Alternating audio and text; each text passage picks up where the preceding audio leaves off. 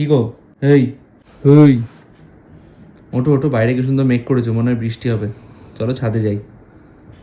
জানালা দিয়ে উকি মেরে দেখলাম সত্যিই ভীষণ মেঘ করেছে। তো আমরা দুজন তো ছাদে গেলামই, সাথে এলো আমাদের ভুতু। দেখো গাছে কত ছোট্ট ছোট্ট পেয়ারা হয়েছে। তখনও বৃষ্টি শুরু হয়নি, তাই ভাবলাম ভুতুকে একটু ক্যাটওয়াক করা শিখিয়ে দিই। দেখো কি তাড়াতাড়ি শিখেও গেছে। তারপর বলো, তোমাদের ওখানেও হয়েছে বৃষ্টি? ছোটবেলায় যখন কালবৈশাখী হতো বিকেলবেলা কি মজা হতো না, যে পড়তে যেতে হবে না। আমি তো ভাবতাম বাবা পড়তে যাওয়ার টাইমটুকু কেটে যাক, তারপর বৃষ্টি থামলে থামুক।